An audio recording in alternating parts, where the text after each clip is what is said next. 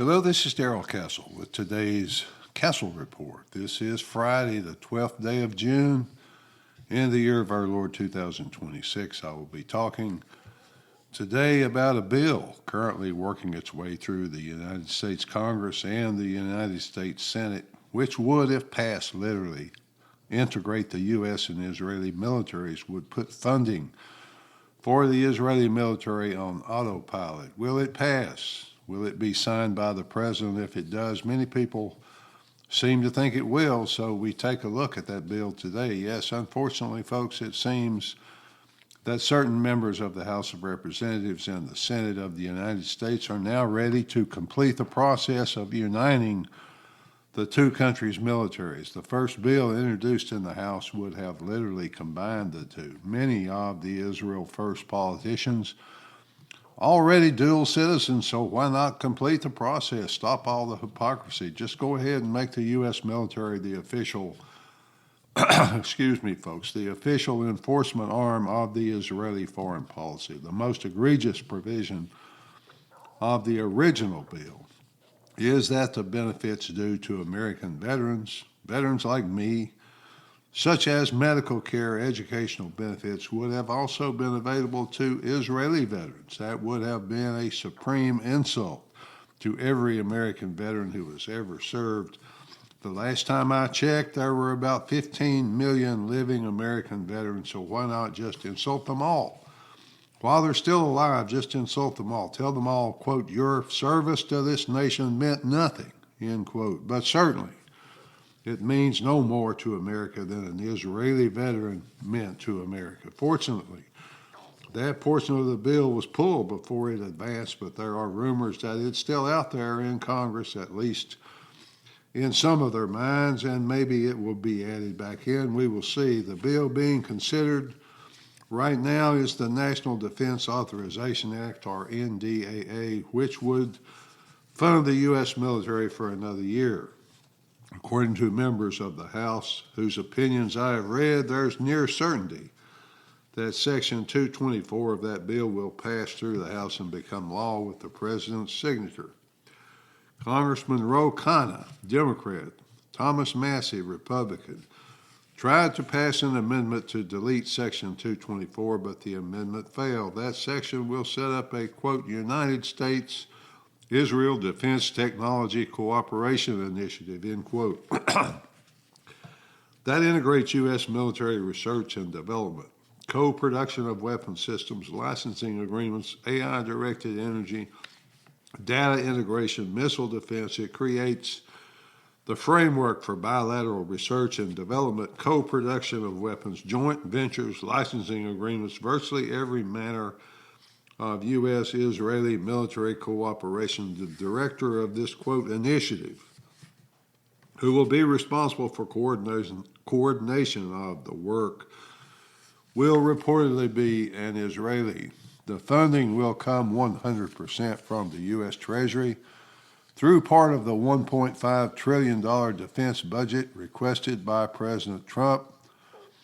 The purpose, as stated, is to fully connect the functionality of the U.S. military with that of the Israeli military in what is being described as an equal partnership that will include the government of Israel and the Israeli Defense Forces as full partners. There will be intelligence sharing. In fact, the bill includes a requirement that intelligence must be shared. Israeli forces will be included in the planning process of how U.S. weapons are developed and procured.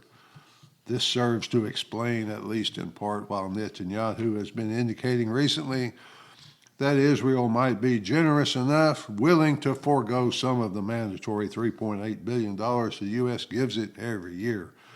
He obviously knows there's an even bigger slice of American pie coming his way via Section 224. The intelligence sharing portion of the bill was introduced by Senator Tom Cotton of Arkansas, which he calls, quote, U.S.-Israel intelligence sharing enhancement, end quote. Interestingly, at the same time, the New York Times recently carried an article entitled, quote, Pentagon sees growing espionage threat from Israel, end quote. The article is sourced to the Defense Intelligence Agency, which says that the espionage threat from Israel is at the highest possible level and even says that Israel eavesdropped on negotiations between the United States and Iran conducted in Pakistan. The senators pushing this bill often refer to Israel as our best friend, most trusted ally, but at the same time, the DIA has the country listed as the highest possible espionage threat. Just to keep following this espionage threat thing,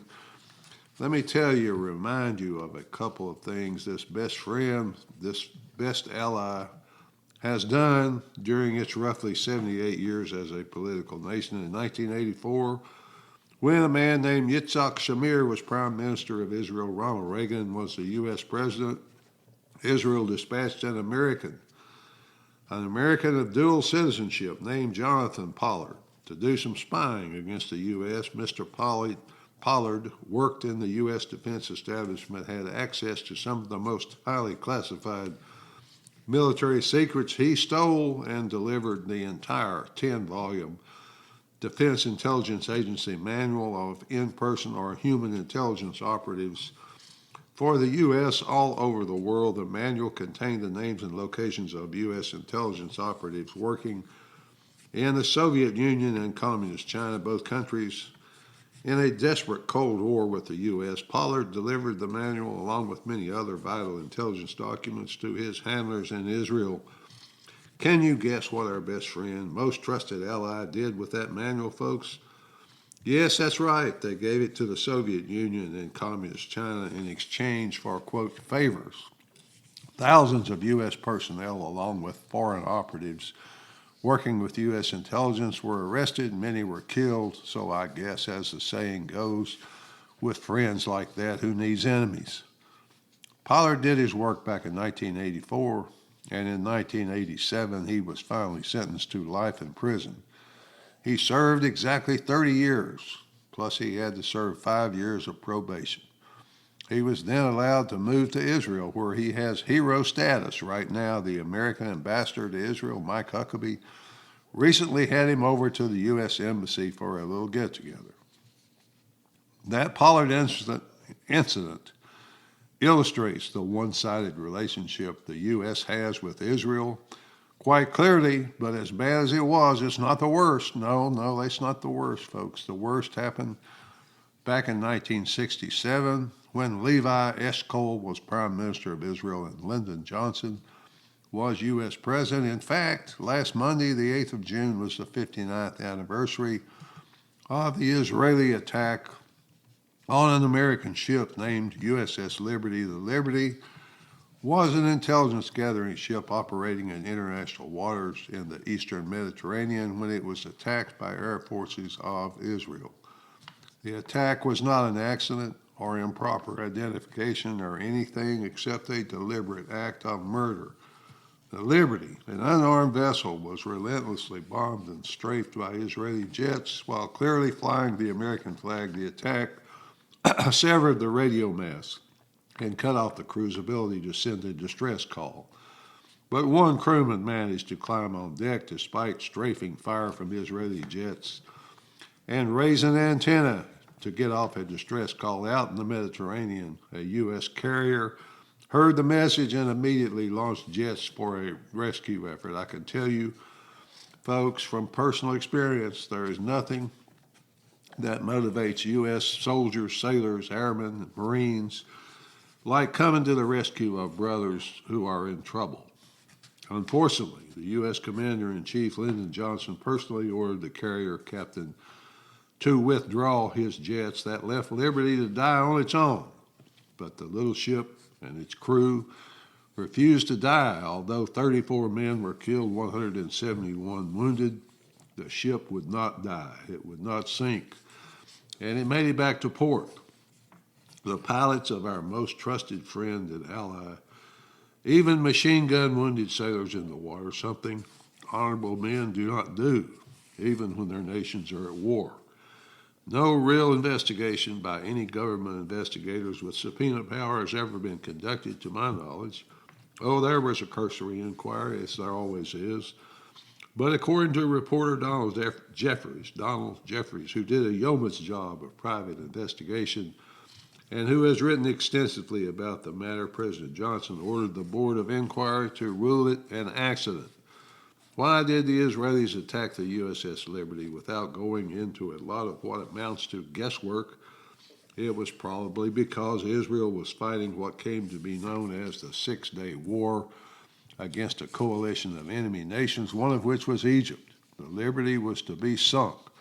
The incident blamed on the Egyptians, which would have given the U.S. an excuse to enter the war against Egypt as retaliation. In both the Liberty attack and the Pollard incident, not a single thing regarding U.S. policy toward Israel changed. Not one little bit, not $1 was cut from the very generous support. Compare this to the reaction upon news this week that an Apache attack helicopter had been shot down in the Persian Gulf near the Strait of Hormuz. The president said he would retaliate with a massive bombing attack and would, quote, take over Iran's petroleum industry. I don't believe this story, folks. I don't believe the story. It makes no sense. But not much in this war makes sense. An Apache helicopter is an attack platform with a mission of finding and destroying enemy armor. It can also be used as armed reconnaissance. Perhaps that was its mission and explains why it was over the Gulf. It landed in the water with no injuries to crew, so no, I don't believe that story. It was probably done by Israel. If it was done at all, I don't think it was more than an excuse to resume the war. Finally, folks, the U.S. has reportedly given Israel more than $300 billion since its founding in 1948, but it is on the brink of an even more egregious relationship whereby it combines its military with that of Israel. Something causes Washington politicians to shower our money that we work for on Israel and to support Israel while it robs the U.S. at home, commits mass murder abroad. Why is the question? Why? If all our politicians are blackmailed, prostitutes, whores would be a better word for it, shouldn't we have some knowledge of our worth? I mean, how much are we worth? What do they get from the pimps who own them? That's what I'd like to know. At least that's the way I see it. Till next time, folks, this is Darrell Castle. Thanks for listening.